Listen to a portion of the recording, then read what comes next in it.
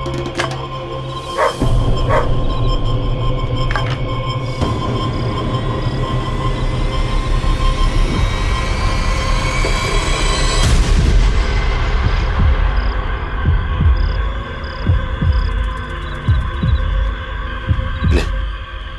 लेप लगा दे पूरे शरीर पे।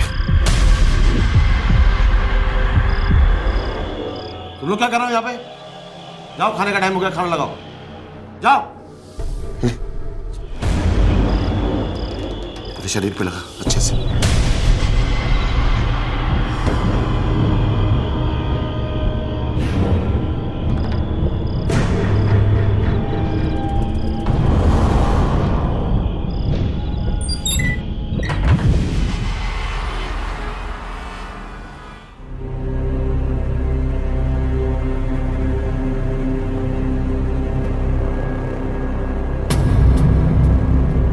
हाथ क्यों कांप रहे तेरे? आंसू क्यों है? नहीं, कुछ नहीं बाबा।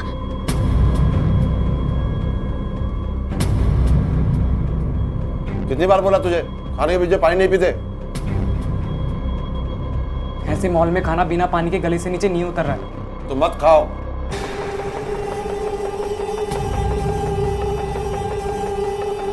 अरे अनमोल,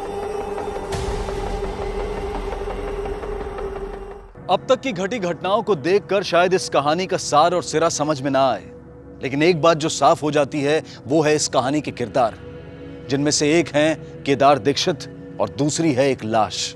जी हां, एक जवान लड़की की लाश जिसे इस शख्स केदार दीक्षित ने अपने घर में छिपा कर रखा है। एक लाश के अपने बीच होने के एहसास से जन्मा डर इस परिवार के हर सदस्य के चेहरे पर दिखाई दे रहा था, लेकिन किसी में इतनी हिम्मत नहीं थी कि वो केदार दीक्षित से कुछ कह सके। आखिर किसकी थी ये लाश और क्या संबंध था उसका इस परिवार के लोगों से, और कौन है ये केदार दीक्षित? डिपॉजिट दीजिएगा, उसी समय पेपर साइन हो जाएगा, कोई दिक्कत नहीं। अरे सोनल जी बैठिए ना। क्या बैठिए रवि भाई? देखिए, एक हफ्ते से मैं कह रही हूँ मुझे उस घर में नहीं रहना, मतलब नहीं रहना। नहीं, आप बस मुझे मेरा डिपॉजिट वापस ला कर दो। देखिए, डिपॉजिट मिलेगा तो ही तो मैं दूसरे फ्लैट में जा पाऊंगी ना। आप मेरी मजबूरी तो समझिए प्लीज।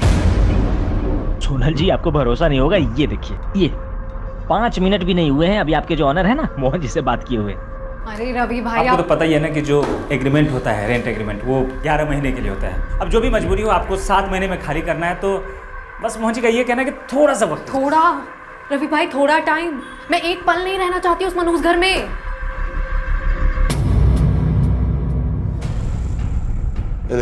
एनवेलप में चिट्ठियां हैं। जी सर। अर्जेंट है, कोई लापरवाही नहीं होनी चाहिए।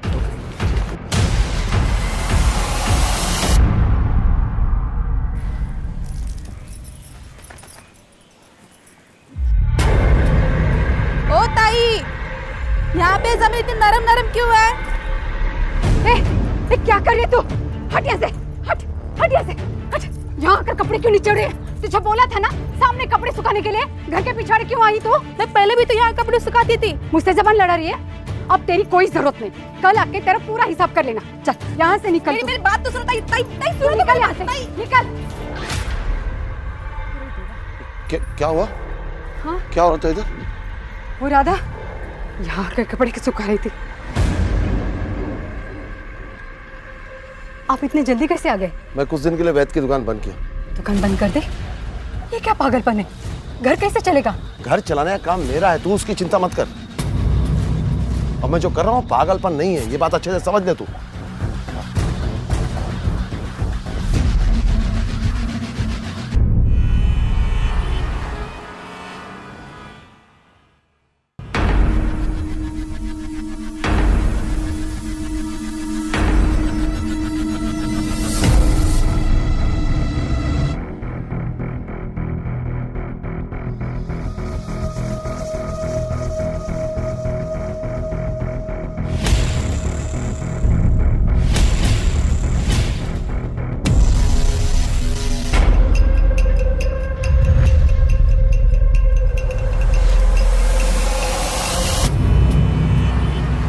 अरे मैडम, आप अपने घर के सारे पंखे निकलवा रही हो और आपके घर में तो एसी भी नहीं है।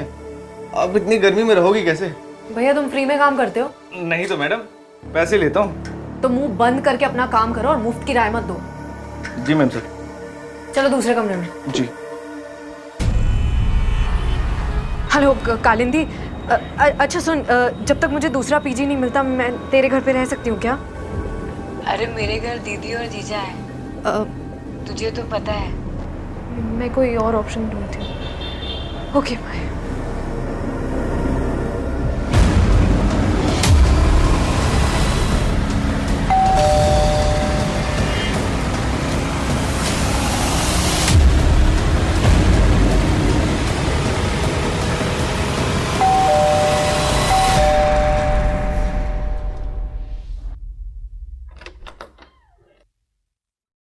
अरे मोहन भाई, आप आइए आइए। देखिए मोहन भाई, आप प्लीज मेरी कंडीशन समझने की कोशिश कीजिए। माता पिता मेरे हैं नहीं, एक भाई है, अपने घर का खर्चा, भाई की पढ़ाई सब मैं ही देख रही हूँ। आप प्लीज मेरा डिपॉजिट का पूरा पैसा लौटा दीजिए ताकि मैं कोई और घर जाके देख लूँ। देख सोनल, दूसरा किराएदार मिलेगा ना, उसकी डिपॉजिट में से तेरे 50,000 लौटा दूंगा। अरे नहीं मिलेगा कोई किराएदार आपको, मनहूस है ये घर। रवि भाई भी कह रहे थे उस दिन, पूछिए। अरे नहीं मोहन बाबू, वो बाहर लोग बात कर रहे थे तो निकल गया वो मुझसे। वो लोग मेरे घर को बदनाम कर रहे हैं और तू उन लोग का साथ दे रहा है। नहीं मिलेगा डिपॉजिट वापस। हो सकता है कर लो। हाँ कर लूंगी, निकलवा के रहूंगी डिपॉजिट के पैसे।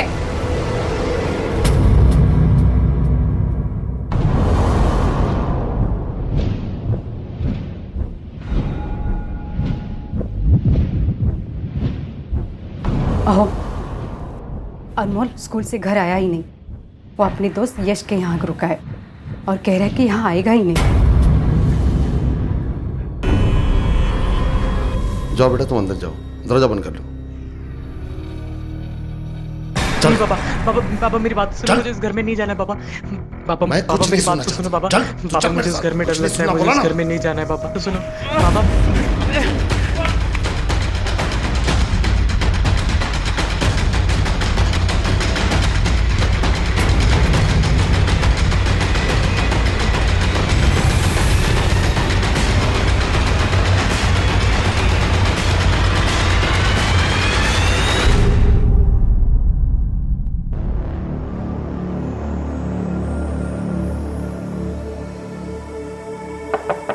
अनमोल,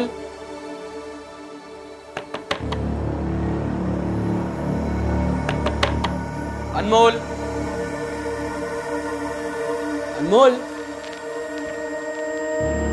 अनमोल, अनमोल, अनमोल।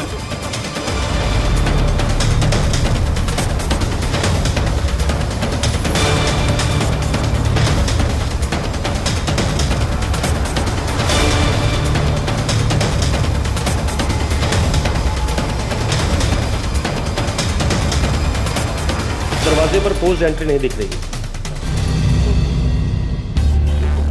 ये चिट्ठियां चीफ मिनिस्टर, होम मिनिस्टर और कमिश्नर साहब को लिखी गई हैं। भेजने वाले का नाम केदार दीक्षित है, खोपोली का रहने वाला है। अर्जुन, खोपोली चल के इन चिट्ठियों की सच्चाई के बारे में पता करना पड़ेगा। चलो सर।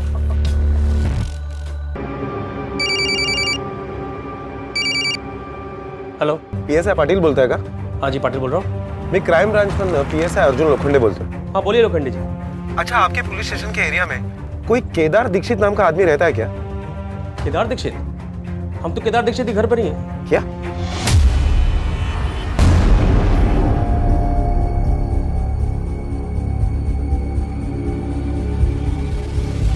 अरे वॉचमैन, शांतनु को देखा? कब से ढूंढ रहा हूँ, मिल नहीं रहा है कहीं पे। नहीं तो साहब। अगर आपने देखा शांतनु को? मोहन भाई सुनो ना। ए सोनल देख, प्लीज अभी डिपॉजिट की बात मत करना, मैं बहुत परेशान हूँ। मैं जानती हूँ आप क्यों परेशान हो। आइए आपकी परेशानी का हल बताती हूँ।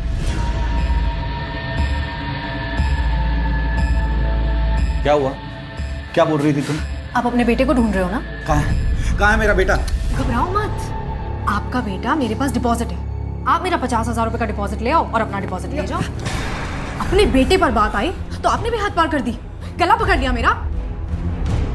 वो 50,000 रुपए मेरे लिए भी बहुत कीमती हैं। तो मोहन भाई, मुझे मेरा पैसा लाके दो और आपका बेटा आपके घर पहुंच जाएगा।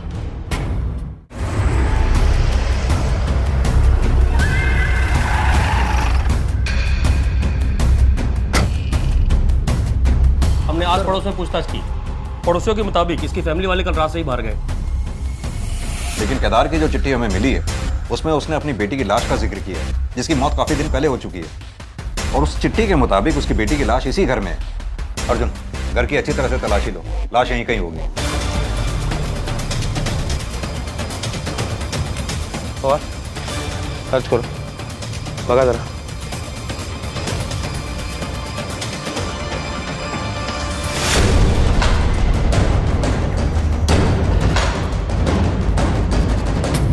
सर, मैं दोस्त हूँ अनमोल का, अपने नोट्स लेने आया था। यहाँ आकर देखा तो अनमोल की लाश पड़ी थी।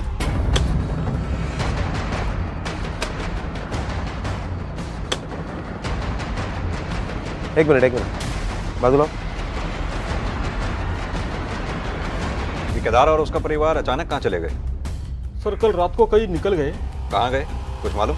नहीं सर। सर, पीछे कुछ है।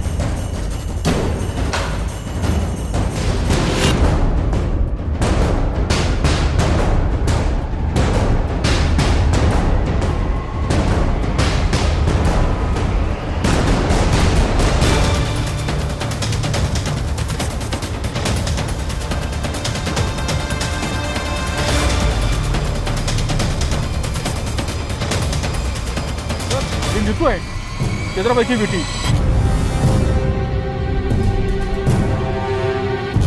आपके पड़ोस में एक लड़की की लाश जमीन में गाड़ दी गई और आपको पता तक नहीं चला? हमें बिल्कुल भनक नहीं थी। हाँ, लेकिन कुछ दिनों से केदार के घर के बाहर कुत्ते भौंक रहे थे। और तो और केदार भाई ने अपनी दवाई की दुकान भी बंद कर डाली। केदार और उसकी बीवी का फोन नंबर होगा तुम्हारे पास? जी हाँ सर। दीजिए हमें। बताइए सर, फोन स्विच ऑफ आ रहा है।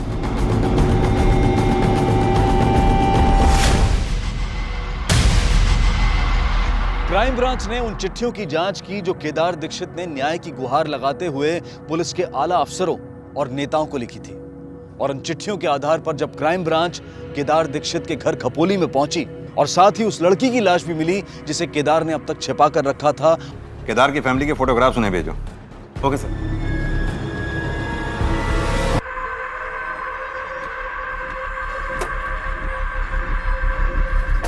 ये अनमोल दीक्षित का घर किधर है? काय झाला?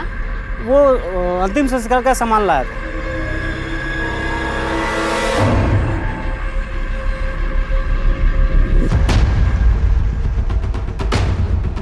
किसके कहने पे लेके आया ये अंतिम संस्कार का सामान? यहाँ भी पोस्टमार्टम नहीं हुआ, फैमिली वालों का कुछ पता नहीं, और तू अंतिम संस्कार का सामान लेके आ गया। किसने कहा था लाने के लिए? ये एड्रेस है, कल आप अंतिम संस्कार का सारा सामान इस एड्रेस पे पहुंचा देना। पैसे आपको डिलीवरी के टाइम ही मिल जाएंगे।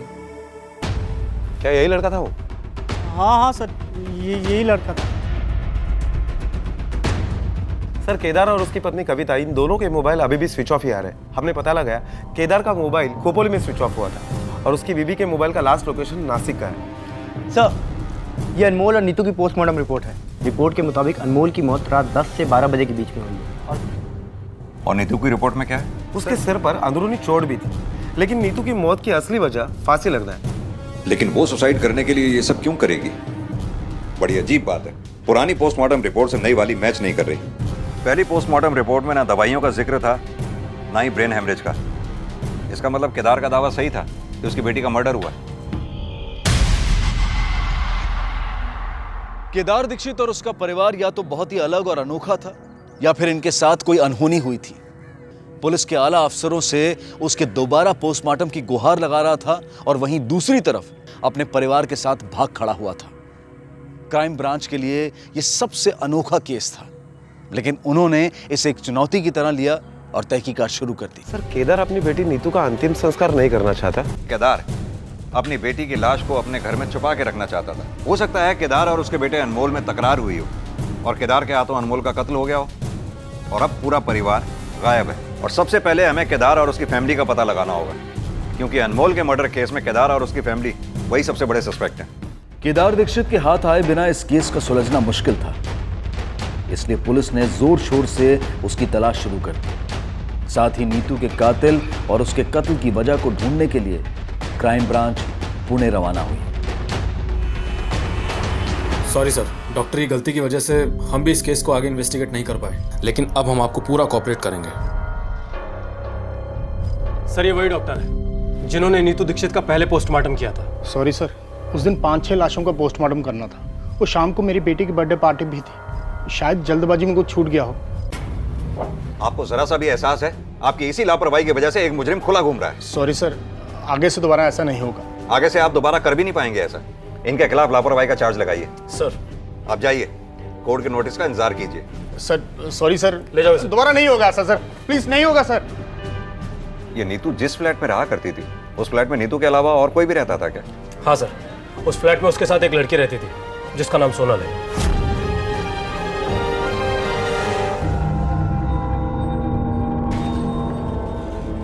Rickshaw, auto.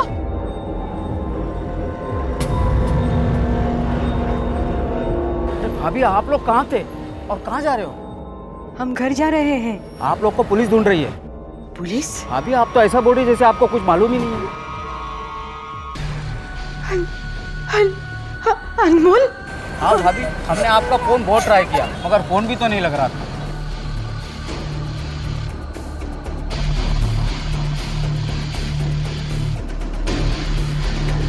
आप लोग सीधा घर चले जाओ, मैं भी पुलिस को फोन कर देता हूँ।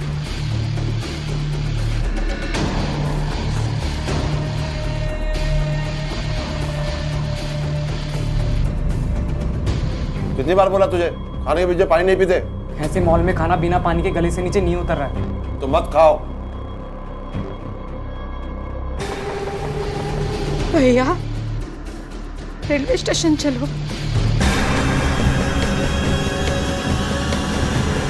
आप लोग जिस रात को गए उसी रात को अनमोल का मर्डर भी हो गया। अब हम घर नहीं जा सकते।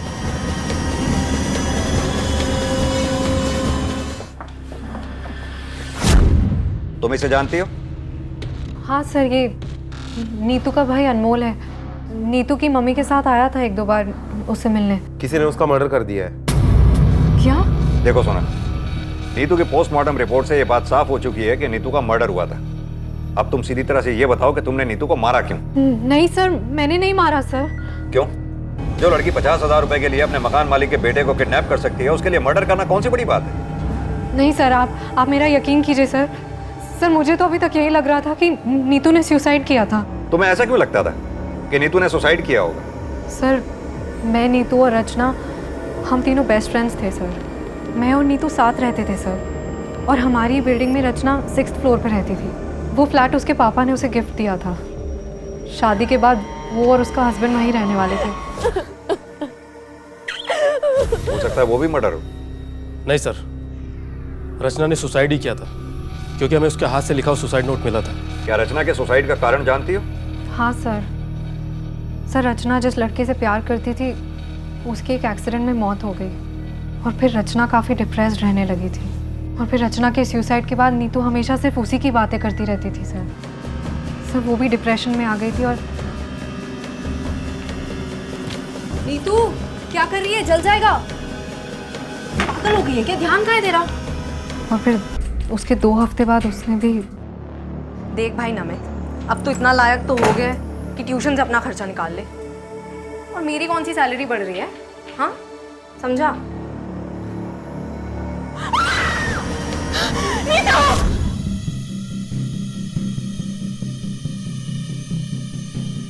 सर सुसाइड हो या मर्डर, मोहन भाई के घर को पनौती तो लग गई ना। यहाँ 2 लोगों की जान चली गई, तुम्हें फ्लैट की पनौती की पड़ी है।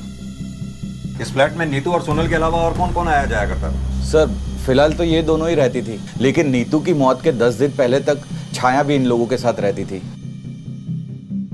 छाया GRT कॉलेज में इनके साथ ही पढ़ाई करती थी। अर्जुन, इस छाया के बारे में सारी इंफॉर्मेशन निकालो।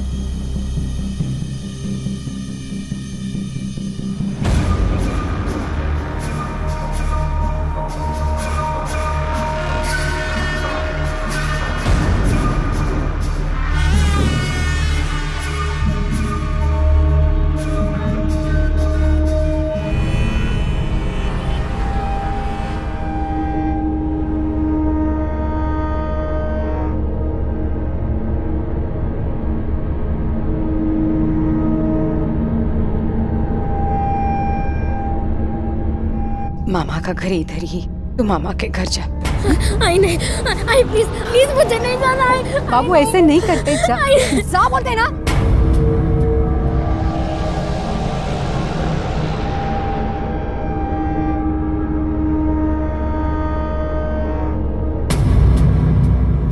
छाया, तुमने नीतू का पीजी अचानक क्यों छोड़ दिया था? सर, रचना की मौत के बाद उस बिल्डिंग को लोग मनूस बिल्डिंग कहने लगे थे, इसलिए छोड़ दिया। छाया, हमें पता चला है तुम्हारी फैमिली की फाइनेंशियल कंडीशन कुछ ठीक नहीं है। तुमने मेडिकल कॉलेज में स्कॉलरशिप लेने के लिए अप्लाई किया था। फर्स्ट सेमेस्टर में तुम्हारी रैंक सेकंड थी और नीतू की फर्स्ट। और इस सेमेस्टर में तुम नहीं चाहती कि नीतू दोबारा फर्स्ट आए। 16 तारीख को जिस दिन नीतू का 1 से 3 बजे के बीच में मर्डर हुआ, उस दिन तुम उसी पीजी में देखी गई थी। तुम्हें वॉचमैन ने भी देखा था। सर, मैं तो सिर्फ अपना सामान लेने गई थी।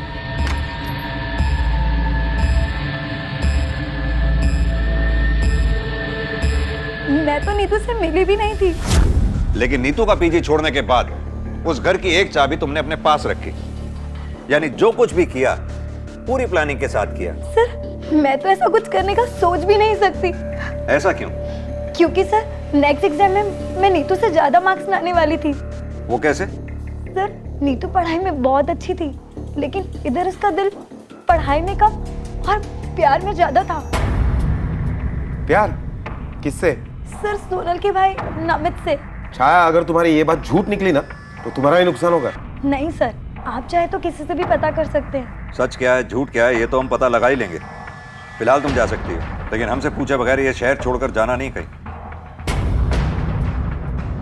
सर, सोनल ने ये नीतू की अफेयर वाली बात हमें क्यों नहीं बताई? अर्जुन, हो सकता है सोनल या नमित इन दोनों में से कोई इन्वॉल्व हो, इसीलिए सोनल ने हमें पूरी बात बताई ही ना हो। लेकिन छाया की कहानी पे भी भरोसा नहीं किया जा सकता। हो सकता है इसने अपने आप को बचाने के लिए कोई कहानी बनाई हो। ये छाया के स्टेटमेंट को क्रॉस वेरीफाई करो। Okay sir.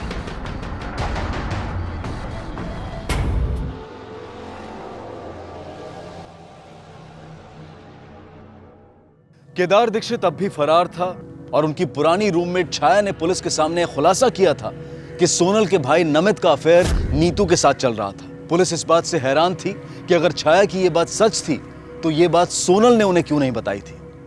कहीं ऐसा तो नहीं था कि उसका भाई ही नीतू का हत्यारा था, या फिर सोनल ने नीतू को अपने भाई से दूर करने के लिए खुद ही उसे मार डाला था और अब पुलिस को गुमराह करने के लिए यह आत्महत्या की झूठी कहानी सुना रही थी। बहरहाल अब सोनल से सख्ती से पूछताछ की जाने की जरूरत थी, जिसके लिए पुलिस ने उसे दोबारा पुलिस स्टेशन बुलाया। सर, ये आप क्या कह रहे हैं सर? मैं और मर्डर?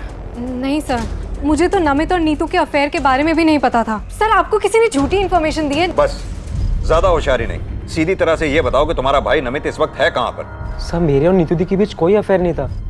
बेटा, ये भाई बहन के रिश्ते को बीच में लाके बचने की कोशिश मत कर। अगर ऐसा था तो फिर नीतू के हाथ में हाथ डालकर क्यों घुमा करता था? सर, अब मैं क्या बताऊं आपको?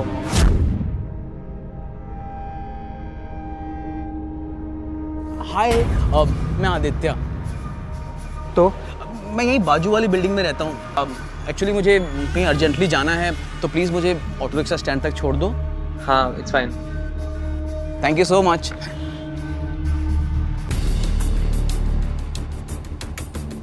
मैं तुम्हारे कंधे पे हाथ रख लूं? एक्चुअली बाइक पे मुझे बहुत डर लगता है ना, कहीं मैं गिर गया तो। आइला, तुम तो सच में बहुत भुजंग बाहु हो। सर, एक दिन मैंने उसकी हेल्प क्या कर दी, वो तो पीछे ही पड़ गया। दूसरे दिन आके आई लव यू बोलने लग गया।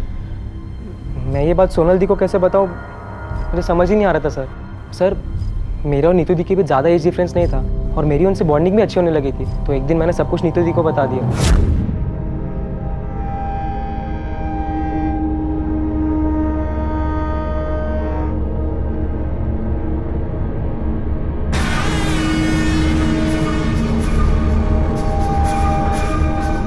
देख, 1-2 दिन ऐसे ही नाटक करेंगे गर्लफ्रेंड बॉयफ्रेंड होने का, फिर वो समझ जाएगा कि तू उसके टाइप का नहीं और तेरा पीछा भी छोड़ देगा।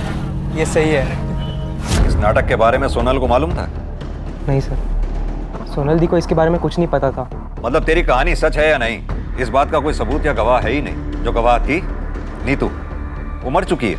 मतलब तेरी कहानी झूठ भी हो सकती है, कोई बात नहीं। अब तेरी कहानी का सच आदित्य बताएगा। नहीं सर, नहीं सर। मारेगा मत सर, मैं बर्दाश्त नहीं कर पाऊंगा सर। तो फिर सच सच बता, तेरे और नमित के बीच में सीन क्या चल रहा है? सिर्फ सीन नहीं सर, ये तो हमारी एक अधूरी प्रेम कहानी है। और इसी अधूरी प्रेम कहानी को पूरा करने के लिए तूने नीतू को मार दिया? नहीं सर, मैं तो खुद के काटे मच्छर को भी नहीं मार सकता हूँ सर, तो मैं नीतू की जान कैसे ले सकता हूँ? क्यों? प्यार में तो लोग दूसरे की जान तक ले लेते हैं। सर, प्यार में जान लेना सच्चा प्यार नहीं होता, हैवानियत होती है, वैशीपना होता है। अरे प्यार में तो लोग जान तक लुटा देते हैं सर। अब पुलिस के सामने सिर्फ दो संभावनाएं बनती थी। पहली, सोनल और उसके भाई नमित में से किसी एक ने या फिर दोनों ने मिलकर या फिर नमित से एक तरफा प्यार करने वाले इस लड़के आदित्य ने नीतू को नमित से दूर रखने के लिए उसे मार दिया था। पुलिस ने इन दोनों संभावनाओं को खंगालने की कश्मकश शुरू कर दी, लेकिन वो इस बात से अनजान थी कि जल्द ही उन्हें इस मामले से जुड़ी अब तक की सबसे बड़ी खबर मिलने वाली थी। एक minute sir. Hello, okay, thank you sir. अभी इंफॉर्मेशन मिली है कि केदार के एटीएम कार्ड से नासिक के एरिया से पैसे निकाले गए हैं। नासिक पुलिस को इन्फॉर्म करो, नासिक निकलने की तैयारी करो। सर, ये रूम में है, ये रूम में। धोखा दी तू मेरे को? हाँ, मैं पागल वागल नहीं हूँ। नहीं, छोड़ छोड़ छोड़ मेरे को, छोड़। फसौलस तू मला, धोखे से लेके आई मेरे को इधर। फसौलस तू? हाँ, अरे छोड़ छोड़, मैं पागल नहीं हूँ।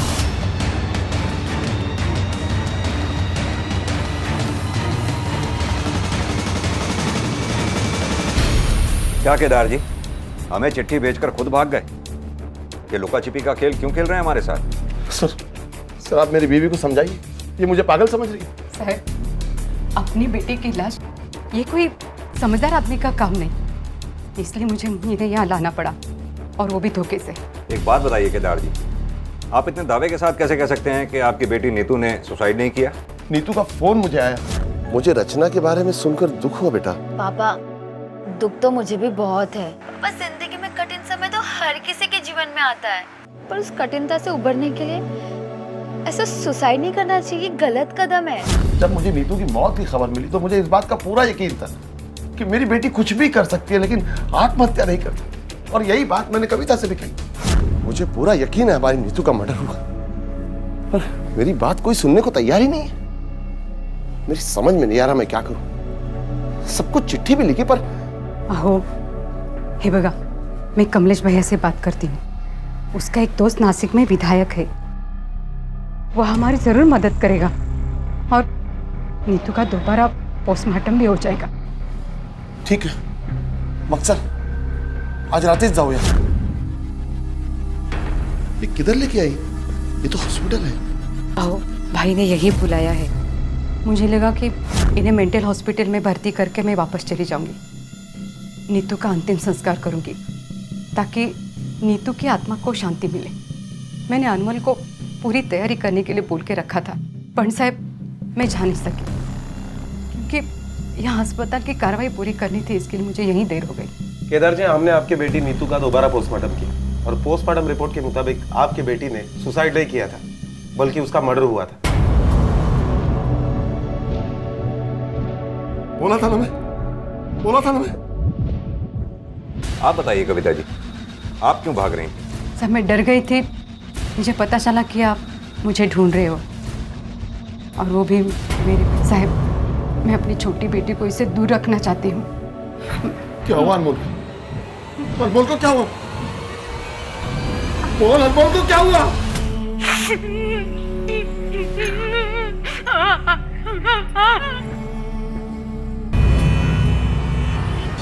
सर, मुझे लगता है अनमोल के मर्डर से बचने के लिए अपने बीबी के साथ मिलकर केदार ने मेंटल होने का नाटक किया होगा, ताकि अगर हम उसे पकड़ भी ले तो मेडिकल ग्राउंड पर उसे सजा में कुछ राहत मिले।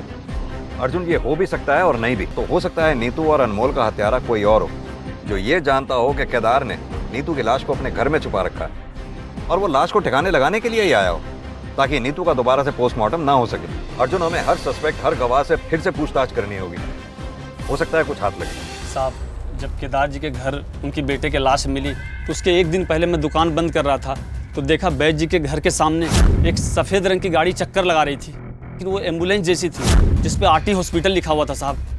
मैं 2 दिनों से शिरडी गया हुआ था। शिरडी से आज ही वापस आया हूँ सुबह। Thank you sir. ठीक है सर, जिस दिन अनमोल का मर्डर हुआ था उसी दिन आरटी हॉस्पिटल की एम्बुलेंस पूना से खोपोली जा रही थी। वही एम्बुलेंस केदार के घर पर भी दिखाई दी थी। सर, पूना से खोपोली जाने वाले टोल नाके पर जो सीसीटीवी कैमरा है उससे हमने फुटेज निकाली और उससे ये फोटो निकाला। ये दोनों भी हॉस्पिटल के एम्प्लॉय नहीं है। फिर पूना पुलिस से पूछताछ करने पर पता चला है कि दोनों हिस्ट्री शीटर्स हैं, अजय और बद्री। सर, मैंने अपने खबरियों को काम पर लगा दिया है।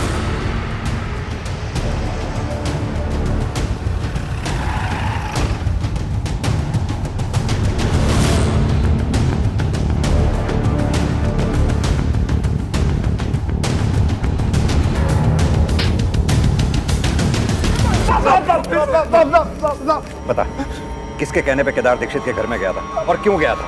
सच सच बताइए, वरना आज तेरी कब्र यही बना दूंगा। साहब, हमें तो काम मिला था केदार के घर से उसकी बेटी की लाश को ठिकाने लगाने का। हमारे दोस्त के गैराज में एक हॉस्पिटल वैन थी, हमने वो ली और केदार के घर खपोली पहुंचे और देखा कि पूरी फैमिली कहीं बाहर जा रही थी। तो हमने सोचा कि सही मौका है। जब हम अंदर गए तो हमने देखा कि केदार का बेटा घर पे था। साहब, वो भागने की और चिल्लाने की कोशिश कर रहा था और हमें लाश भी नहीं मिली उसके घर से। तो किसके कहने पे किया था ये सब? आदित्य नाम बताया था साहब उसने अपना।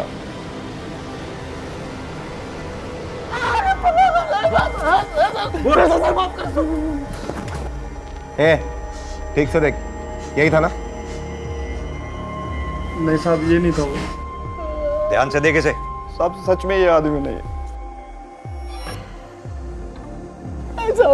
मैंने कुछ नहीं किया था।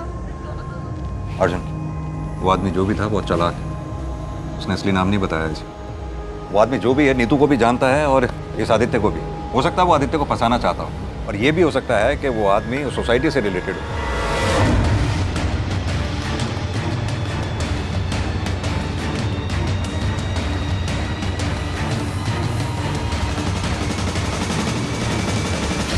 मोहन जी, मुझे आपसे नीतू के बारे में कुछ पूछताछ करनी है। सर प्लीज, अभी नहीं। मैं बहुत अर्जेंट से मैं हूँ, मुझे रजिस्ट्रेशन करवाना है। मेरे फ्लैट की डील हो गई है। 5 मिनट तो रुक सकते हैं ना? सर, 90 लाख का फ्लैट में 60 लाख में बेच रहा हूँ। थोड़ा भी लेट हो गया ना और उसका इरादा बदल गया ना तो फिर वो डील कैंसिल कर सकता है। सर, वैसे भी नीतू के मरने के बाद सोनल ने भी फ्लैट खाली कर दिया। अब यहाँ कोई रहने को तैयार नहीं है। वैसे आपका ये फ्लैट खरीद कौन रहा है? हाँ साहब, यही वो आदमी था।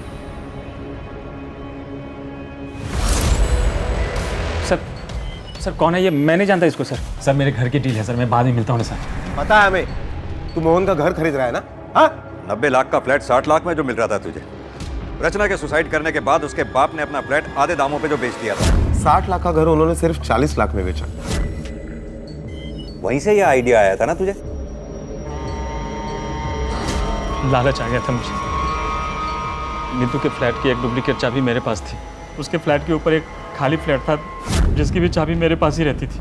फिर रात को मैं वो खाली फ्लैट में रुक गया और फिर अगले दिन दोपहर में जब बाहर कोई नहीं था, सर मुझे पता था कि नीतू फ्लैट में अकेली है। मैं मौका देखकर उसके घर में घुस गया।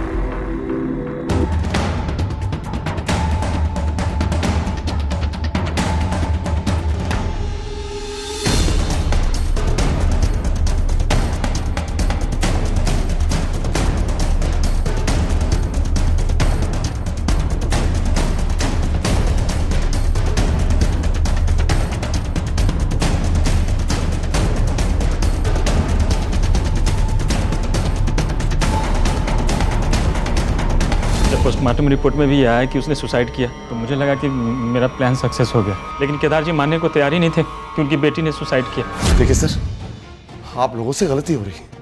आप मेरी बात मानिए, एक बार उसका पोस्टमार्टम फिर से करवाइए। दोबारा पोस्टमार्टम नहीं करवा सकते। आप बात को समझने की कोशिश कीजिए और प्लीज़ बॉडी को ले जाइए। मैं अपनी बेटी की लाश तो लेके जा रहा हूं, लेकिन जब तक आप लोग उसका दोबारा पोस्टमार्टम नहीं करवाएंगे मैं उसका अंतिम संस्कार नहीं करूंगा। सर मैं बहुत डर गया था। मैंने सोचा अगर दोबारा पोस्टमार्टम होता है और कुछ निकलता है तो मैं बुरी तरह फंस जाऊंगा। फिर मैं अजय से मिला और लाश चुरा के उसे ठिकाने लगाने का काम दी। सस्ते फ्लैट खरीदने के चक्कर में एक बसे बसाए परिवार का पूरा घर बर्बाद कर दिया तूने।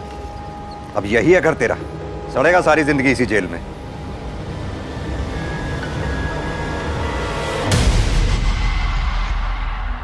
अपने दो जवान बच्चों को खो देने, घर से बेघर होकर मारे मारे फिरने और अपने पूरे परिवार के बर्बाद हो जाने की कीमत पर यह इंसाफ केदार दीक्षित को बहुत महंगा पड़ा।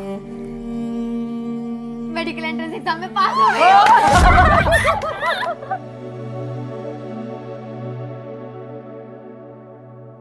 स्माइल।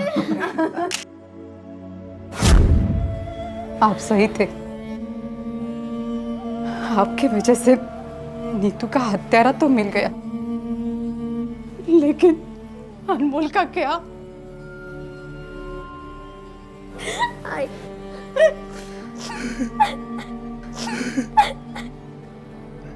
नीतू की ये कहानी उन सभी लोगों के लिए एक बहुत बड़ा सवाल है जो जुर्म, लालच और नाइंसाफी की इस तरह की घटनाओं को सुनकर और पढ़कर अफसोस जताते हुए ये तो कहते हैं कि ये दुनिया अब रहने लायक नहीं रही है, लेकिन इस सच्चाई को पूरी तरह से नजरअंदाज कर देते हैं कि कहीं ना कहीं इन हालात के लिए वो खुद भी जिम्मेदार है। हम सब जिम्मेदार हैं। हर वो इंसान जिम्मेदार है जो इस समाज में, इस दुनिया में रहता है। वो एस्टेट एजेंट जिसने अपनी लालच की वजह से नीतू का कत्ल किया, वो किसी दूसरे ग्रह से नहीं आया था, बल्कि हमारे इसी समाज का हिस्सा था। कुछ लोग शायद ये कहेंगे कि किसी एक व्यक्ति की गलती का जिम्मेदार पूरे समाज को कैसे ठहराया जा सकता है, लेकिन इस तर्क में कोई दम नहीं। ये पूरी तरह से खोखला है, क्योंकि किसी भी इंसान को उसकी सोच, उसके परिवार और अपने समाज से मिलती है। अपने बेटे की किसी ऐसी जगह पर पोस्टिंग हो जाने पर जहां पर ऊपरी कमाई अच्छी होती है, हम खुशी में पूरे मोहल्ले में लड्डू बांटते हैं। हम ये कभी नहीं मानते हैं कि हमने हर इंसान में लालच के संस्कार खुद भरे हैं। हमने पैसे को, रुपए को इतना इंपॉर्टेंट बना दिया है कि हर कोई उसे पाना चाहता है, फिर चाहे उसे पाने का रास्ता और तरीका कितना भी गलत क्यों ना हो। अगर हम चाहते हैं कि जो कुछ नीतू और उसके पिता केदार दीक्षित के साथ हुआ वो दोबारा ना हो, तो हमें अपने सामाजिक संस्कारों पर फिर से गौर करना होगा, शायद उन्हें बदलना होगा, वरना इस तरह के हादसे बार बार होते रहेंगे और फिर ये दुनिया वाकई में रहने के लायक नहीं रहेगी। देखते हैं हमारे आज के एपिसोड की दूसरी कहानी। कोई उनको बचाओ, उनको, मुझे भी मार देगा, उनको मार दिया, कोई प्लीज हेल्प, बचाओ, वो मार देगा, वो मार दिया उनको, मुझे भी मार। कौन मार देगा मैडम? कौन मार देगा? किसने मारा आपको? मैडम, अरे खून निकल रहा है। अरे क्या हुआ? अनिता जी, क्या हुआ? अरे अनिता जी, अनिता, अनिता, नब्ज चल रही है, नब्ज चल रही है, जिंदा है। एम्बुलेंस को बुलाओ कोई। हाँ, फोन कर, फोन। क्या हुआ वॉचमैन? अरे पता नहीं क्या हुआ, मैडम वहाँ से भागी भागी आती, पूरा खून से लथपथ थी, बार बार एक ही बात बोलती, उसने उनको मार दिया, इन्हें भी मार देगा। हे भगवान। अनिता, राजप्पा, राजप्पा,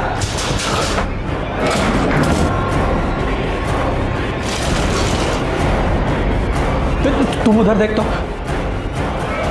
राजप्पा, राजप्पा, राजप्पा, अरे राजा। रानी कई सारे वार किए गए हैं, बहुत ही बेरहमी से मारा है।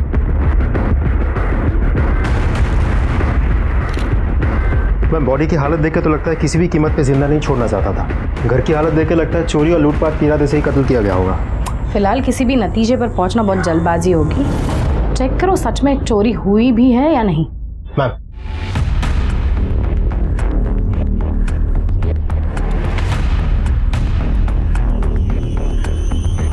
नहीं मैम, अंदर तो कुछ नहीं मिला। अलमारी वगैरह सब लॉक्ड है, वहां से तो कुछ नहीं गया होगा।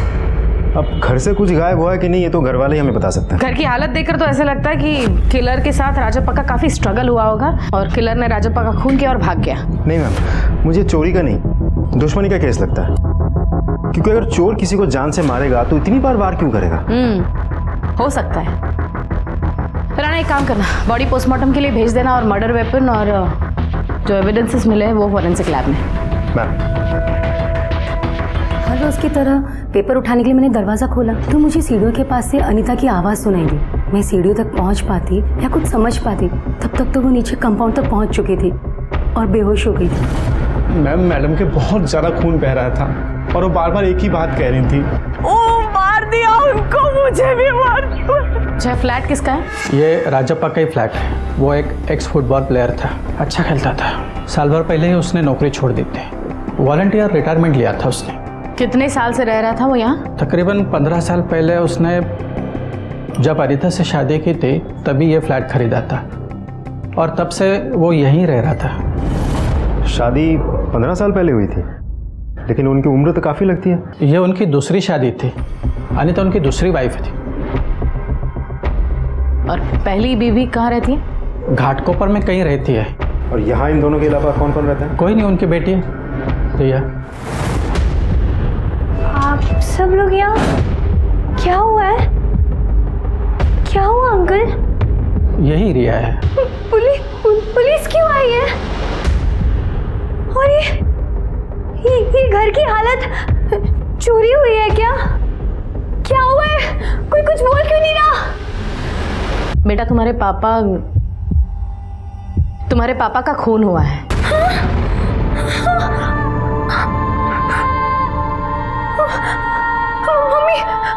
मम्मी कहाँ है? मम्मी हॉस्पिटल में है, उन्हें भी मारने की कोशिश की थी but she is better now. Relax.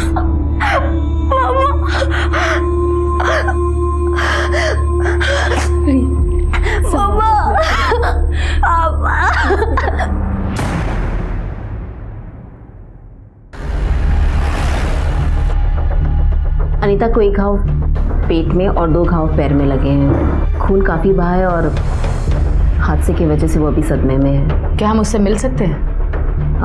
नहीं, आज नहीं, आज उन्हें रेस्ट करने दीजिए। आप चाहें तो कल मिल सकती हैं। Thank you. नहीं बताना मुझे, ना निर्मला को ना अजय को, ये सब उन लोगों ने किया है। मैं नहीं छोड़ूंगी उन्हें, मेरे पापा को। बेटा शांत हो जा बेटा और सोच के देखना। बताना तो पड़ेगा ना बेटा, वो सिर्फ तुम्हारे नहीं अजय के भी पापा थे। अजय कौन है? अजय राजप्पा की पहली बीवी निर्मला का बेटा है। अक्सर इनके घर आया जाया करता है और उसके वजह से उन दोनों के बीच बहुत झगड़े होते थे। तो इसीलिए रिया अपने पापा से नफरत करती है? बिल्कुल नहीं सर, रिया तो अपने पापा से बहुत प्यार करती थी, बहुत क्लोज थी उनके। झगड़ा तो राजप्पा और अनीता के बीच होते थे। मेरे ख्याल से ज़्यादातर उन दोनों में झगड़े प्रॉपर्टी की वजह से होते थे। मतलब? राजप्पा के 2 फ्लैट्स हैं, एक घाटकोपर में और ये एक अंधेरी में। घाटकोपर का फ्लैट उसकी पहली बीबी निर्मला के नाम पे है, जहाँ निर्मला और उसका बेटा अजय रहते हैं। और यहाँ अंधेरी का फ्लैट खुद राजप्पा के नाम पे है। क्योंकि मैं सोसाइटी का सेक्रेटरी हूँ, इसलिए राजप्पा ने एक बार मुझे रिक्वेस्ट की थी कि वो अपना ये अंधेरी वाला फ्लैट अपने बेटे अजय के नाम करना चाहता था। तो क्या वो फ्लैट अजय के नाम पर ट्रांसफर हुआ है? नहीं मैडम, अभी तक वो फ्लैट राजप्पा के नाम पर ही है। अनीता ने भी ये बात कई बार मुझसे पूछी थी, मैंने उन्हें भी यही बता दिया था। अच्छा, आपके पास अजय का नंबर होगा? जी सर, राजप्पा के घर से हमें जो 3 मोबाइल फ़ोन मिले थे उसमें से एक फ़ोन राजप्पा का और दूसरा अनीता का है। और ये जो तीसरा मोबाइल फ़ोन हमें टीवी के पास मिला था, ये किसका है अभी तक पता नहीं चला। शायद इसकी बैटरी डेड है। चार्जिंग पे लगाकर स्विच ऑन करो, चेक करो किसका है। जी मैम। वो अजय के बारे में इंफॉर्मेशन निकाली?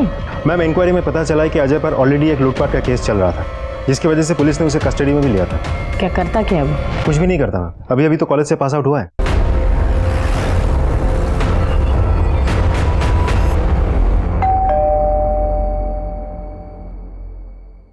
जी, अजय घर पर है?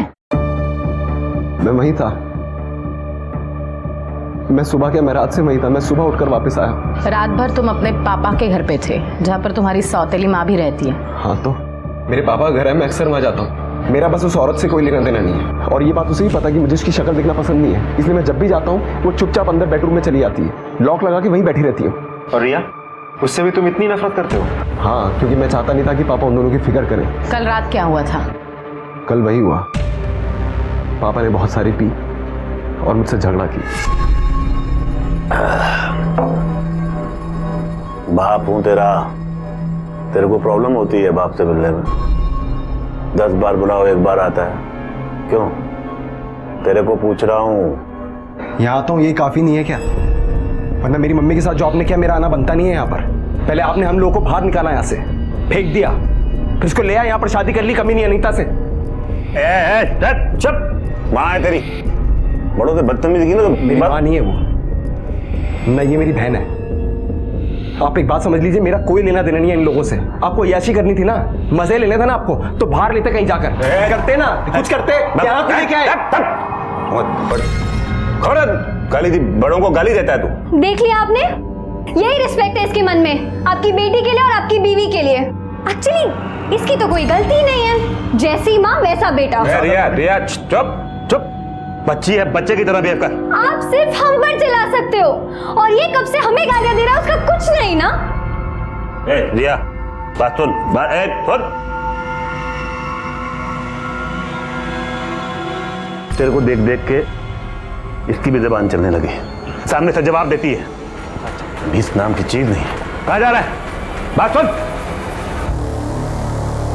मम्मी, मैं अब अपनी और आपकी और बेइज्जती होते हुए नहीं देख सकती हूँ। प्लीज मम्मी, अब तो जवाब देना सीखो। क्या जवाब दूं? जब अपने ही लोग दूसरों के सामने हमारी ही बेइज्जती करते हो, तो किससे जवाब दूं मैं? किससे जाकर लड़ूं? तो फिर क्या आप जिंदगी भर ऐसे ही सहन करते रहोगे? मैं हमेशा हॉल में ही सोता था, और पापा के बेडरूम जाने के बाद मैं वहीं सो गया था। सुबह उठा, नाश्ता किया और मैं सीधा वापस आ गया। कितने बजे? यही कोई 9, सवा 9 बजे के आसपास। अच्छा, और उस वक्त बाकी लोग कहाँ थे? रिया अपने दोस्तों के साथ घूमने गई हुई थी वॉक पर, और अनीता किचन के अंदर खाना बना रही थी, और पापा नहाने जा रहे थे, तो मैंने उन्हें बाय बोला और मैं आ गया। तुम वहाँ से निकले और गए कहाँ? मैं सीधा घर आ गया, घाट के ऊपर। अच्छा, तो पापा के खून के बारे में तुम्हें कैसे पता चला? तुम्हें कोई फोन आया था? नहीं, मैं जब घर आया तो मम्मी ने बताया मुझे, उनको फोन आया था। तुम्हें कोई फोन नहीं आया? आया भी होगा तो पता नहीं। क्यों? मेरा फोन खो गया, मैं मेट्रो स्टेशन जा रहा था तो ऑटो में छूट गया। तो तुमने रिपोर्ट नहीं लिखवाई? नहीं।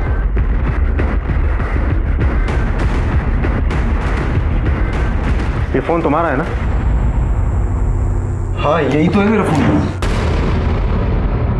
थैंक गॉड मिले। ये कहाँ मिला आपको? क्राइम सीन पर, उसी रूम में जहाँ तुम्हारे पापा का खून हुआ था। हाँ, मुझे याद आया, मैंने रात को सोते वक्त ये टीवी के पास रख दिया था, तो पुलिस को राजप्पा की हत्या के लिए अजय पर शक था। अजय का पिछला रिकॉर्ड भी बहुत क्लीन नहीं था, और उसकी अपने पिता से नाराजगी और अनीता से नफरत उसे ये कत्ल करवा सकते थे। पर क्या वाकई वो अपने पिता का कत्ल कर सकता था, या कातिल कोई और ही था?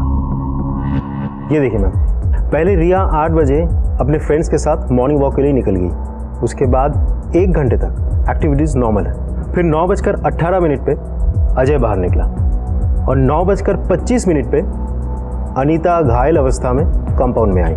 ये पूरे इंसिडेंट्स के दौरान कोई भी सस्पिशियस इंसान ना अंदर गया है ना बाहर आया। जो भी कंफ्यूज होके भागा है वो ये हाँ, अनीता गिरने के बाद अनीता की तरफ, और शायद अनीता के कहने पर राजप्पा की तरफ। कहीं ऐसा तो नहीं कि बिल्डिंग में से ही किसी ने राजप्पा को मार दिया और वापस घर पर गया हो? लेकिन इन्वेस्टिगेशन में तो मैम हमें ऐसा कोई भी क्लू नहीं मिला। रानी, बिल्डिंग के पीछे एक दीवार है, हमें चेक करना पड़ेगा कि वो दीवार से कोई कूद कर तो नहीं आया। जो ये फुटेज हमें नहीं दिखा पा रही है। मैम, राजप्पा की डेड बॉडी जब हमें मिली थी तब वो बाथरूम में था, और उसके हाथ में जो घड़ी थी वो 9:14 पे बंद हुई थी। तो ऐसा भी तो हो सकता है कि राजप्पा के ज़मीन पे गिरने से वो घड़ी बंद हुई हो, क्योंकि अजय ने हमें कहा था जब वो वहाँ से निकला था तब राजप्पा नहाने जा रहा था। पापा नहाने जा रहे थे, तो मैंने उन्हें बाय बोला और मैं आ गया। ये भी तो हो सकता है कि अजय ने राजप्पा का खून किया और घर से बाहर निकल गया, क्योंकि राजप्पा के घड़ी के बंद होने का टाइम है 9:14 और अजय के बिल्डिंग के बाहर जाने का टाइम है 9:18। मैडम, तो राजप्पा की पीएम रिपोर्ट आ गई है। पीएम रिपोर्ट्स के मुताबिक राजप्पा की मौत पेट में चाकू लगने से ही हुई है। 10 वार किए गए। फॉरेंसिक रिपोर्ट्स के मुताबिक उस चाकू पर अजय, रिया, अनीता और राजप्पा चारों के फिंगरप्रिंट्स थे। ऑफ कोर्स वो किचन का चाकू था तो उस पर चारों के फिंगरप्रिंट्स होना जायज़ बात। Excuse me. Hello, okay, thank you. Ma'am, hospital से डॉक्टर साहब का फ़ोन था। क्या? अब हम अनीता से मिल सकते हैं। 15 साल की उम्र में मैं एक ऐसे दुख को झेल रही थी जिसने मुझे तोड़कर रख दिया था। मैंने अपने पापा को खो दिया, जिन्हें मैं दुनिया में सबसे ज्यादा प्यार करती थी। मेरी माँ हॉस्पिटल में जिंदगी की लड़ाई लड़ रही थी और मुझे कुछ समझ ही नहीं आ रहा था कि मैं क्या करूं। मम्मी, जूस लो। अगर तुम खुद ऐसे रहोगी तो रिया को कैसे संभालोगी? खत्म हो गया सब बीना, कुछ नहीं बचा है। पूरी दुनिया में हम दोनों का एक ही सहारा था राजप्पा, वो भी नहीं रहा। वो माँ बेटे ने मिलकर हमें बेसहारा बना दिया बीना। मेरा पति छीन लिया मुझसे उन दोनों ने। एक्सक्यूज मी, आप लोग ज़रा बाहर आएंगे प्लीज़। अनीता जी से हमें कुछ बात करनी है। क्या आप हमें बता सकती है कि एग्जैक्टली क्या हुआ? जी, उस रात को अजय घर आया था अपने पापा के साथ रुकने के लिए। वो कई बार ऐसे आता था उनके साथ रुकने के लिए, और फिर दोनों के बीच में उस रात बहुत बड़ा झगड़ा हुआ। इस बात पर? मुझे लेकर। वो हमेशा राजप्पा से इस बात को लेकर झगड़ा करता था कि उन्होंने मुझसे शादी क्यों की। वो बहुत नाराज था उनसे इस बात पर। उस रात वो मुझे बहुत गंदी गंदी गालियां दे रहा था, और सिर्फ उस रात ही नहीं, वो जब भी आता मेरे बारे में बहुत गंदी गंदी बातें बोलता था। यहाँ तक कि एक बार उसने मुझे मारने की भी धमकी दी थी। उस दिन से मैं उसके सामने आने से परहेज करती थी। फिर क्या हुआ? फिर राजप्पा शराब पीकर सोने चले गए। अजय भी हॉल में सो गया। फिर मैं सुबह उठी तो रिया जल्दी अपने दोस्तों के साथ वॉक पर चली गई। और अजय कितने बजे बाहर गया? अजय 9, 10, 9:15 के आसपास। उसने अपने पापा को बाय बोला और वो चला गया। उसके बाद अनीता, मैं नहाने जा रहा हूँ, ब्रेकफास्ट तैयार रखना। जवाब तेरा बाप देगा क्या? मुंह घिसता है तेरा, क्या जबान घिस जाती है बोलने में जवाब? मैंने हाँ में सर हिलाया। अभी सवाल पूछूंगा तो जवाब देना मुंह से। मैं नहाने जा रहा हूँ, नाश्ता तैयार रखना। जी जी। हाँ जी जी, ऐसे मुंह से बोला कर। जी। बाहर आई ना तो दरवाजा खुला था। मैं जब दरवाजा बंद करने गई तो उसने पीछे से मुझ पर वार किया।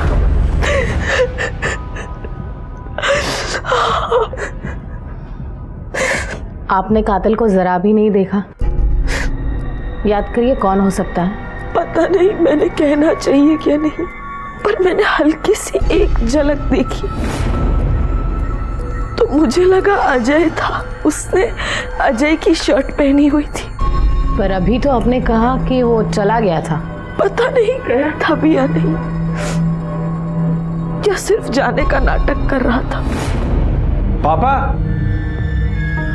पापा मैं घर जा रहा हूँ। क्योंकि बाहर आई ना तो दरवाजा खुला था। शायद वो घर में कहीं छुपा हुआ था।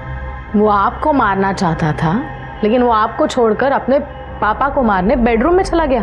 क्यों? पता नहीं,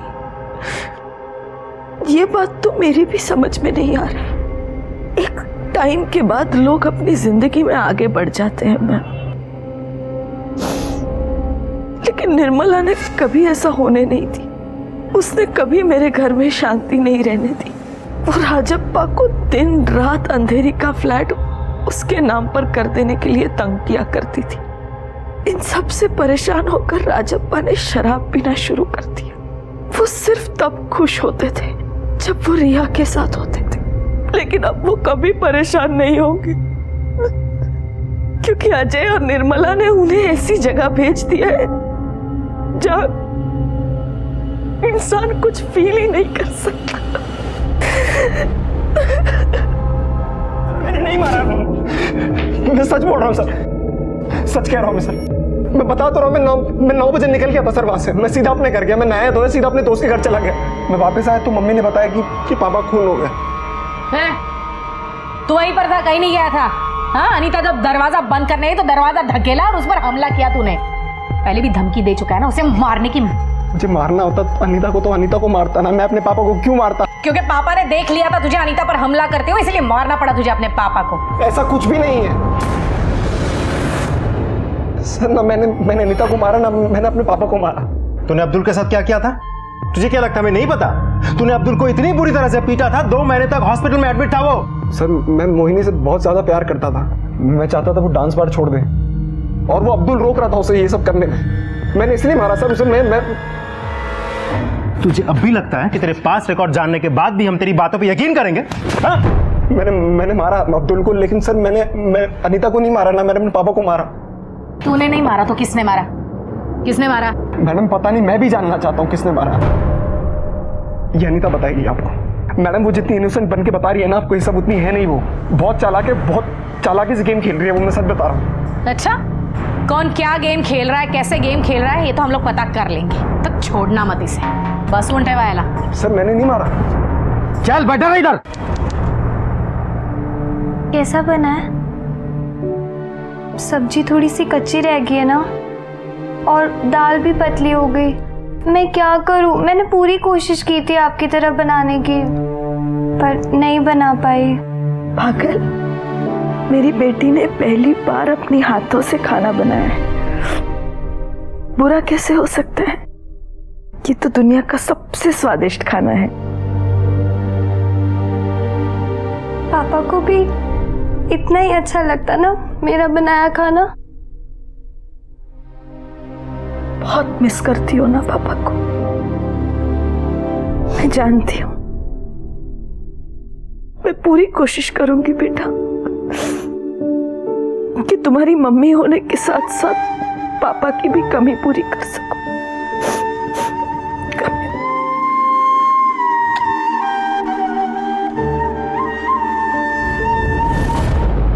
रानी, रिपोर्ट्स के मुताबिक अनीता, अजय, निर्मला और रिया चारों की फ़ोन लोकेशंस उन्होंने दिए हुए स्टेटमेंट से मैच करती है। लेकिन ताज्जुब की बात यह भी है कि अनीता और निर्मला ने एक दूसरे से बहुत बात की है। अजीब बात है मैम, जिन 2 लोगों के बीच आपस में कभी बनती नहीं थी, सबसे ज्यादा कॉल उन दोनों ने ही एक दूसरे को किया है। जाहिर सी बात है, एक दूसरे से किसी बात पर झगड़ा करने के लिए उन्होंने एक दूसरे से बात की।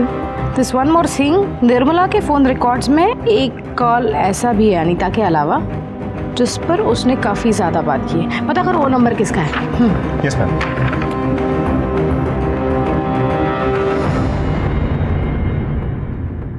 मैम, निर्मला की कॉल लिस्ट से मिला वो नंबर किसी सतीश शिंदे नाम के आदमी का है। ये Satish Shinde state level kabaddi player था, लेकिन पैर की हड्डी टूटने की वजह से वो गेम से बाहर चला गया था। उसके बाद से कबड्डी कोचिंग की छोटी मोटी नौकरी करता रहता है वो इधर उधर। इन दिनों वो फ्री है। लेकिन मैम मुझे ये बात समझ में नहीं आ रही है कि सतीश शिंदे के साथ निर्मला का क्या कनेक्शन हो सकता है। सतीश शिंदे कौन है? सतीश शिंदे कौन है? वो तो मेरी मम्मी के बॉयफ्रेंड है वो।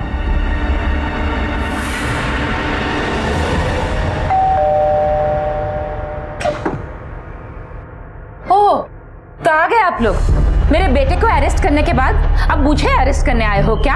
आप लोगों को तो यही लगता है ना कि आदमी मरा है तो जरूर उसकी पहले बीवी नहीं मरवाया होगा।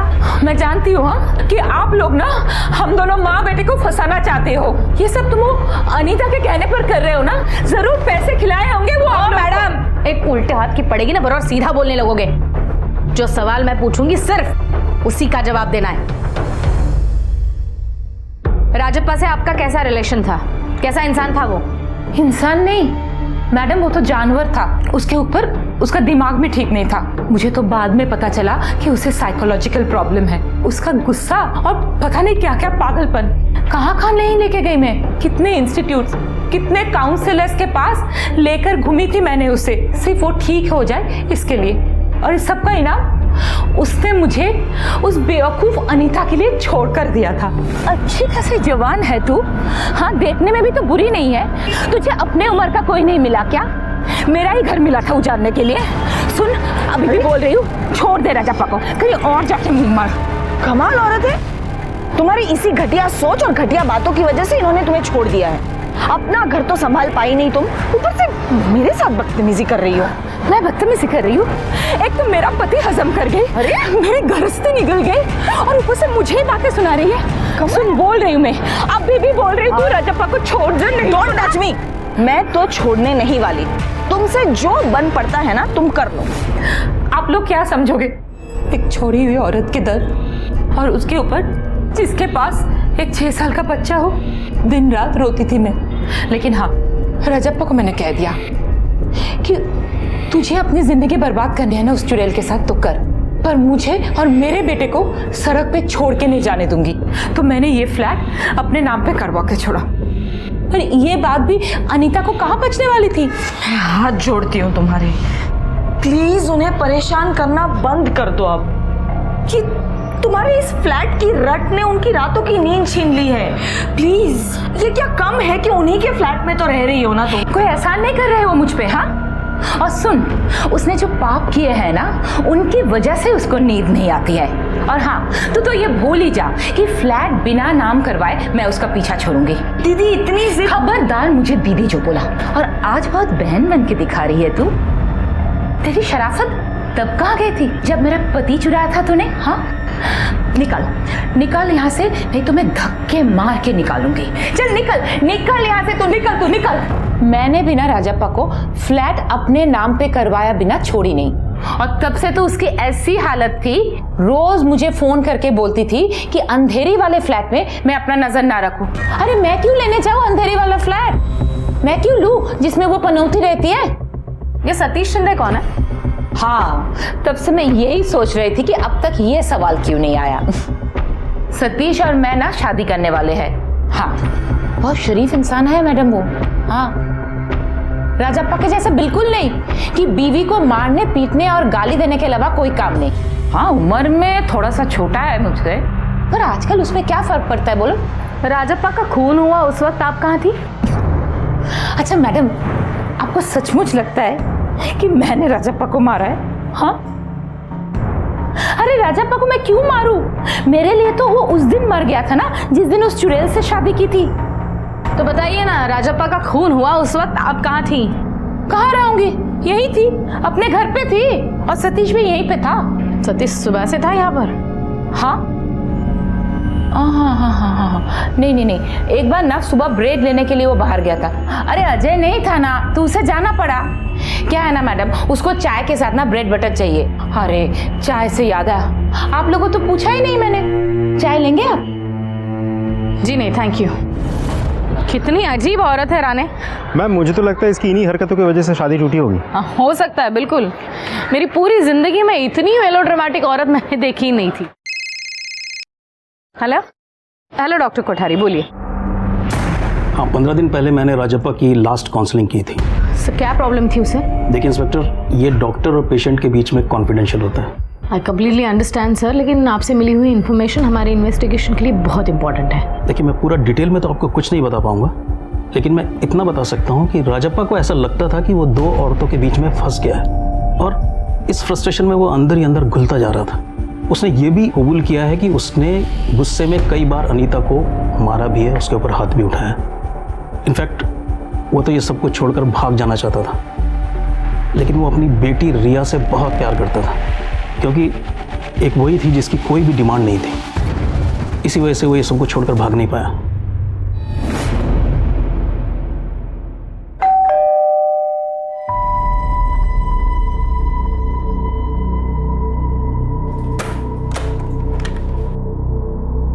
बेटा, हम आपसे कुछ बात करना चाहते हैं। Can you please open the door?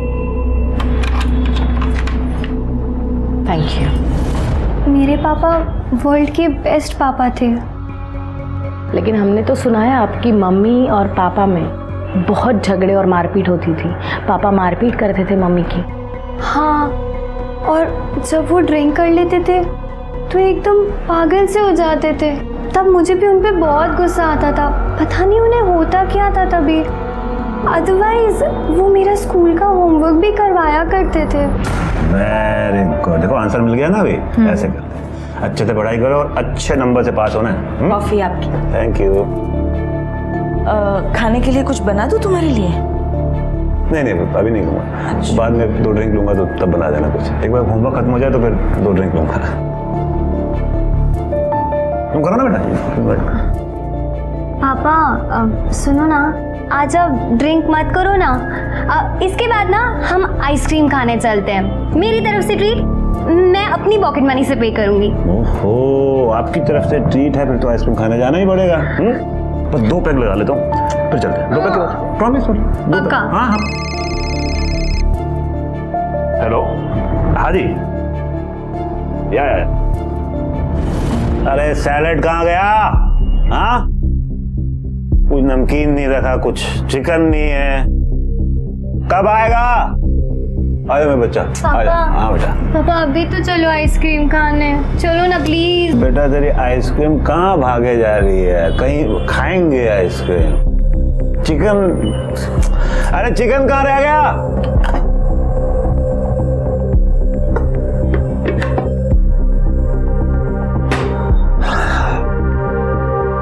अरे आइस, अनीता कब से बोला हुआ खत्म हो गई, खत्म। तुम्हारी आइस भी और मेरी पेशेंस भी। बस करो अब, बहुत हुआ तुम्हारा एक। चल तो बॉटल को हाथ लगाएगी मेरे तू?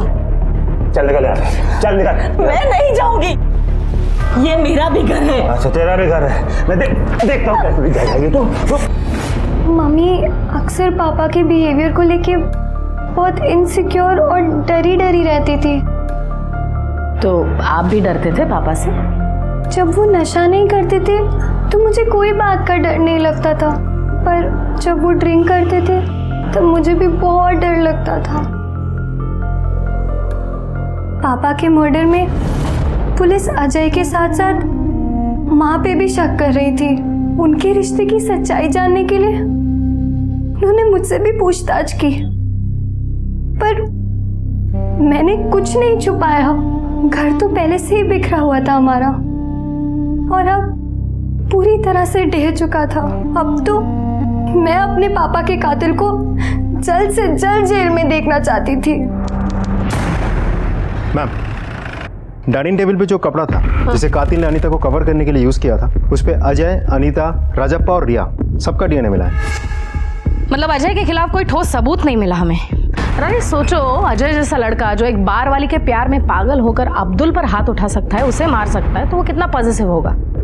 ये भी हो सकता है कि निर्मला का रोज रोज का नाटक देखकर उसके झांसे में आकर उसने ही अपने बाप को मारा। छोड़ दो अजय को, नजर रखना उस पर। और एक काम, निर्मला और उसका बॉयफ्रेंड, क्या नाम है उसका, सतीश शिंदे, उनके डिटेल्स निकालो। निर्मला जैसी औरत कुछ भी कर सकती है। अजय या फिर सतीश को इस्तेमाल करके शायद उसने ही राजप्पा का खून कर दिया। फॉरेंसिक रिपोर्ट में डाइनिंग टेबल के कपड़े और चाकू दोनों पर अजय के अलावा अनीता और रिया का भी डीएनए मिला। पुलिस की पूछताछ में हर कोई एक दूसरे पर इल्जाम लगा रहा था।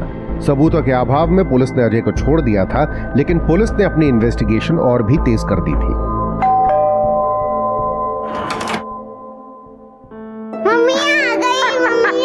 हेलो माय प्रिंसेस, कैसे रहा तुम्हारा दिन?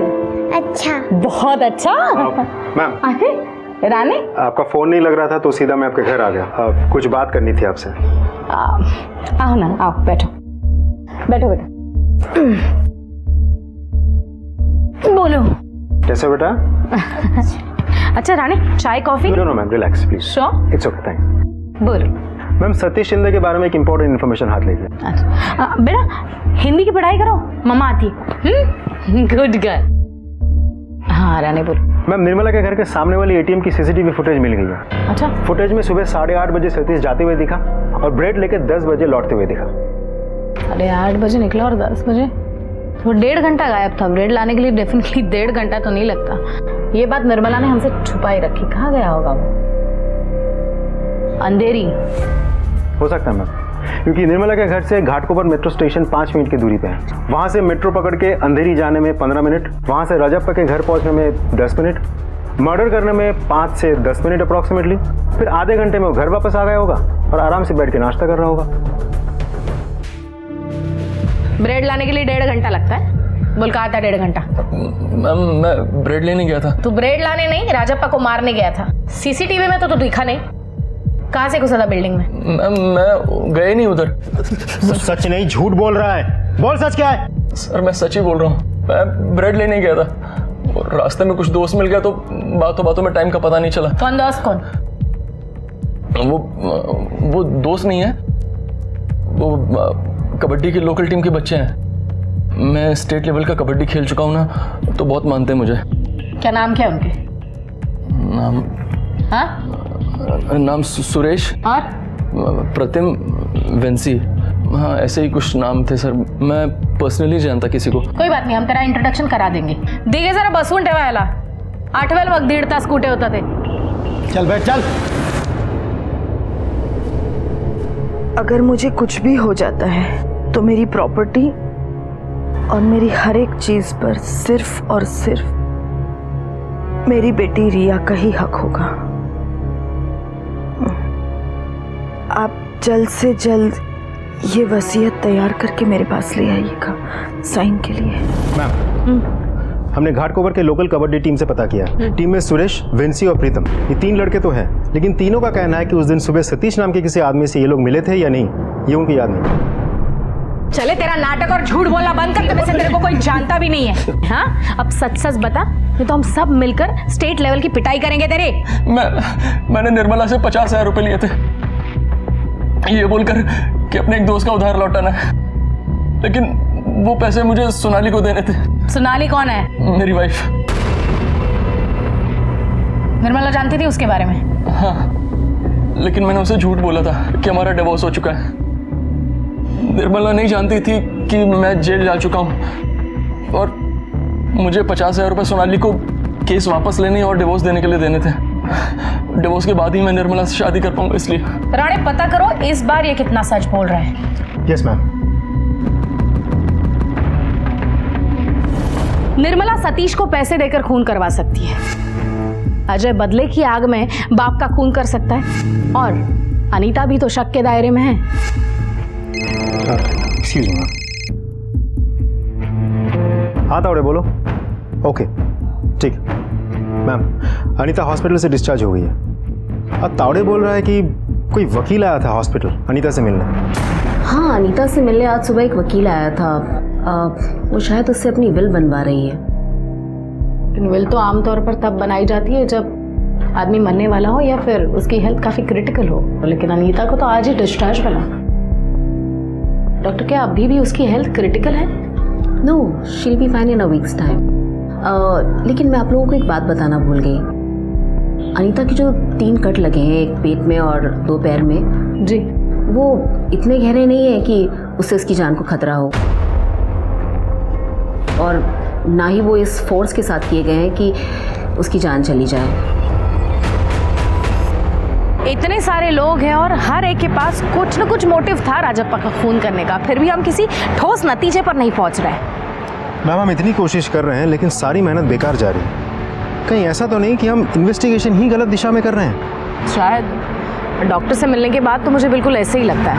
मतलब? डॉक्टर ने अनीता के घाव के बारे में जो जानकारी दी उससे तो मुझे अनीता ही प्राइम सस्पेक्ट लग रही है। मेरा शक था वो धीरे धीरे यकीन में बदलते जा रहा है। माय पॉइंट इज, अगर खूनी अनीता का खून करने आया था तो उसने अनीता पर सिर्फ घाव करके उसे छोड़ क्यों दिया और राजप्पा को क्यों मारा? राणा एक काम करना, कल कोर्ट से अनीता के जख्म खुलवाने के परमिशन लेकर आना। इस केस में घर का हर सदस्य संदिग्ध था। निर्मला, अजय, अनीता, रिया, सबके दिलों में एक दूसरे के लिए नफरत और गुस्सा था, और सबके पास राजप्पा को मारने का मकसद भी था। लेकिन कत्ल बहुत ही चालाकी से किया गया था। सभी संदिग्धों की छानबीन करने के बाद भी पुलिस के पास किसी के खिलाफ ठोस सबूत नहीं था। इस असमंजस की स्थिति से निकलने के लिए पुलिस ने एक अलग ही तरीका अपनाया।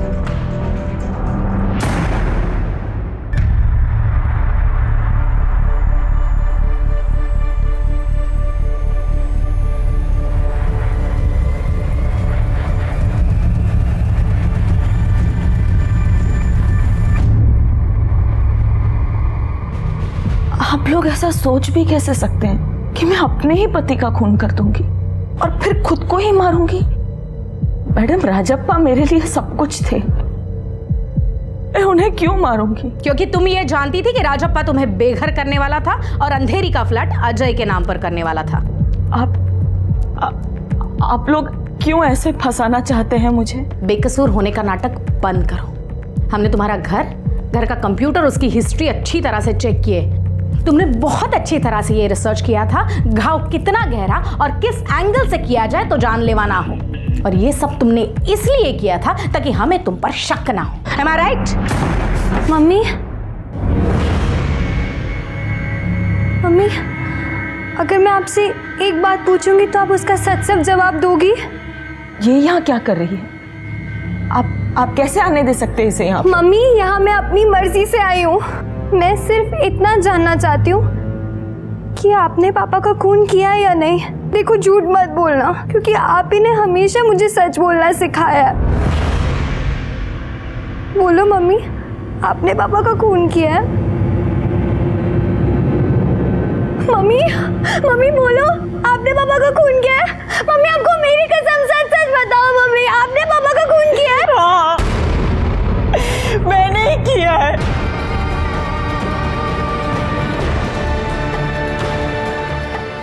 मैंने ही तुम्हारे पापा का खून किया है, लेकिन उसने मुझे मजबूर किया ऐसा करने पर। तुम्हें तो पता है ना, तुमने देखा है ना वो कितना बुरा सलूक करते थे मेरे साथ, इसलिए मैंने मारा उनको।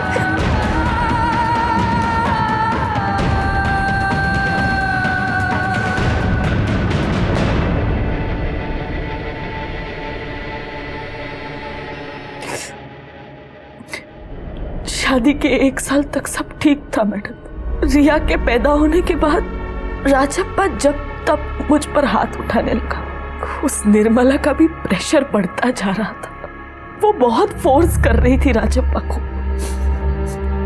फ्लैट उसके नाम करने के लिए। लेकिन जब उस दिन महेश लाला ने मुझे वो बात बताई तो मेरे पैरों तले जमीन निकल गई। अरे अनिता जी, कैसे हैं? मैं बढ़िया हूँ, आप कैसी हैं? बढ़िया। अरे वो राजप्पा को बोलिए लेटर देने के लिए और किसी लीगल से कंसल्ट करने के लिए उससे पहले। कौन सा लेटर? वो आपका फ्लैट 402, राजप्पा उसे अपने बेटे अजय के नाम ट्रांसफर करवाना चाहता है ना। क्या बकवास क्या करती है? तेरी वजह से मेरा बेटा मुझसे नफरत करने लगा है। बात करते हैं, तुम है क्या? तो मुझे बताएगी किसको देना फ्लैट? चला जहाँ से। मैं नहीं आई थी तुम्हारे पीछे, तुम आए थे मेरे पीछे पीछे, और अब मेरी जिंदगी के 15 साल बर्बाद कर दिए। तब जाके तुम्हारे गलती का एहसास हो रहा है तुम्हें। तुम्हारी मार मैं खाऊं, तुम्हारी गालियां रोज मैं खाऊं, लेकिन फ्लैट तुम उसको दे दोगे। ये घर मेरा है। तेरा है। चल, ये मेरा फ्लैट है। आज के बाद दोबारा इस फ्लैट का नाम लेना खा लो तुम तेरी। फिर मैं जब भी फ्लैट की बात निकालती वो मुझे मारकर चुप करा देता, लेकिन मेरे और मेरी बेटी के सर से छत छिन जाएगी, इस बात से मैं दिन रात परेशान थी। उस रात जब अजय घर आया तो हमेशा की तरह राजप्पा ने खूब शराब पी और अजय के साथ झगड़ा किया। झगड़े के बाद अजय कई बार की तरह हमारे घर पर ही रुक गया और सो गया। तब मैंने सोचा कि यही सही वक्त है राजप्पा को मारने का, क्योंकि दोनों के बीच रात को झगड़ा हुआ था तो शक अजय पे जाएगा। इसलिए दूसरे दिन सुबह जब अजय घर से निकल गया, उसके बाद राजप्पा नहाने जा रहा था। अनीता, मैं नहाने जा रहा हूँ, नाश्ता तैयार रखना। नहाने जा ही रहे हो तो शरीर के साथ दिमाग का मैल भी साफ कर लेना, और ये बात भी कि ये फ्लैट तुम अजय को दे पाओगे। फिर शुरू हो गए तुम, हैं? आज मेरे को पक्का यकीन हो गया कि तेरे चक्कर में निर्मला को छोड़ के सबसे बड़ी गलती की मैंने जिंदगी बर्बाद कर ली है मैंने। तुमने क्या अपनी जिंदगी बर्बाद की है? तुमसे शादी करके मैंने अपनी जिंदगी जहन्नम कर दी। बड़ी हिम्मत आ गई तेरे में, अभी बताता हूँ तेरे को मैं। मुझे लगा राजप्पा के खून के लिए अजय पर आप लोग शक करेंगे, क्योंकि वो 9:15 बजे घर से निकला था और मैंने राजप्पा की घड़ी का टाइम 9:14 पर सेट कर दिया। मैडम, मैंने खुद के लिए नहीं किया ये सब, अपनी बच्ची रिया के लिए किया। कम से कम अब तो खुद को बेवकूफ बनाना बंद कर दो अनीता। ये सब तुमने सिर्फ रिया के लिए नहीं किया, बल्कि अंधेरी का फ्लैट पाने के लिए तुमने राजप्पा को मारा और कानून हाथ में लिया। ये सच है, पर मुझे आज यकीन ही नहीं होता, बल्कि मैं यकीन करना ही नहीं चाहती कि मेरी ही माँ ने मेरे पिता का खून किया है। ये सदमा शायद मुझे जिंदगी भर उभरने नहीं देगा। जिस छत के लिए वो खुद कातिल बनी और मुझे अनाथ बनाया, आज उसी छत के नीचे मैं अकेली खड़ी हूँ। क्राइम पेट्रोल के ऐसे ही मजेदार एपिसोड्स देखने के लिए हमारे चैनल को सब्सक्राइब करें